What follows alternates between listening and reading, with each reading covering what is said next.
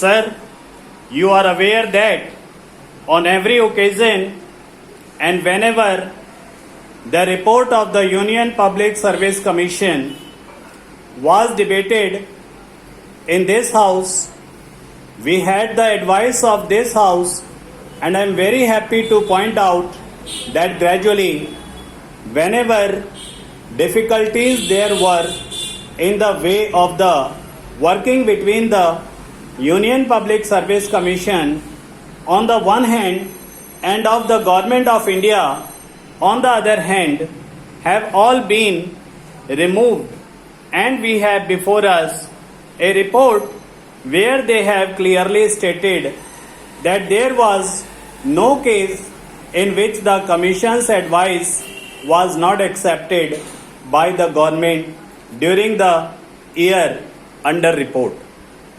May I point out here that the general policy that the government have been following in this respect was to accept the Commission's advice whenever a reference had been made to them. Here we have a statutory body which has been called upon to carry out certain functions, and therefore the government are anxious to accept their views to the fullest extent. Though what they do is naturally under the terms of the Constitution to give advice that they tender to government. That is a factor which has been noted in this connection.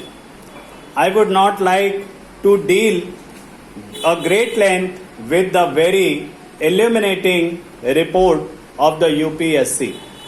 Their task has naturally been growing year after year, and I would point out for the information of the House that during the year under report they had examined candidates to the tune of 62,000.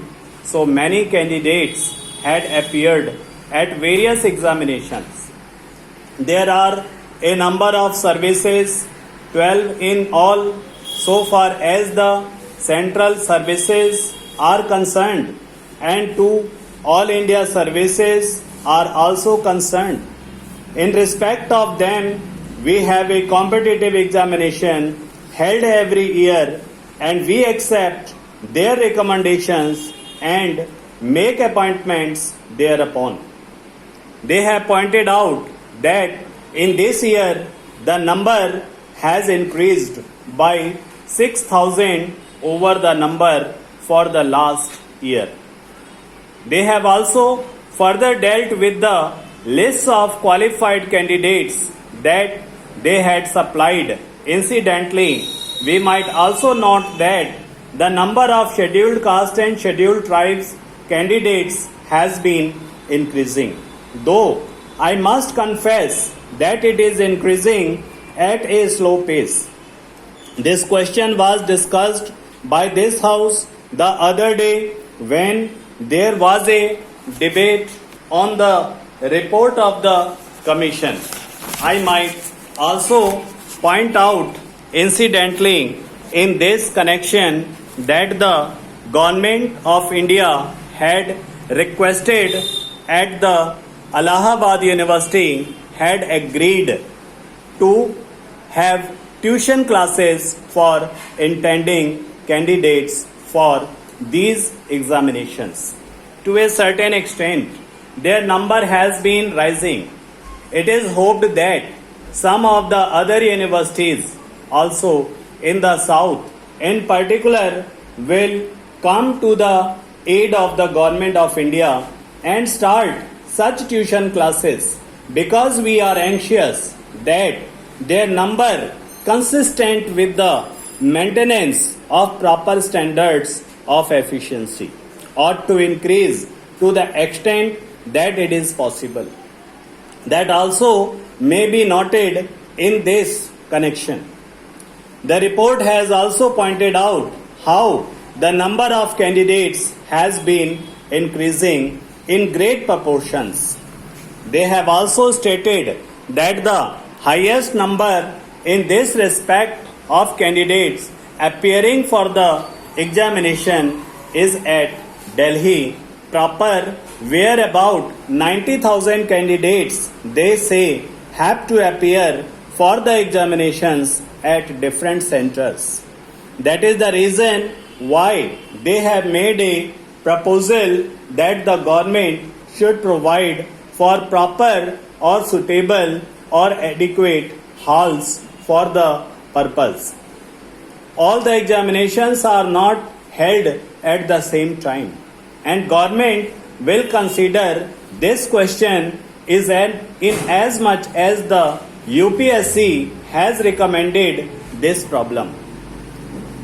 I am merely pointing out how the problem is a great problem and it has to be dealt with a great problem and it has to be dealt with as satisfactorily as possible.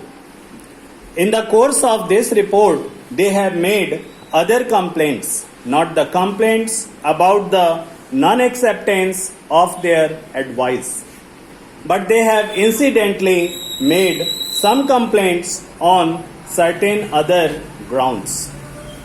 These will naturally be considered very carefully. I may point out to this House that they are always anxious to make all possible attempts for this purpose of removing all components, because on that depends the efficiencies of our services. The manner in which and the extent to which there is absolutely smooth working and relations between the UPSC on the one hand and the Government of India on the other. The efficiency is bound to increase in the services.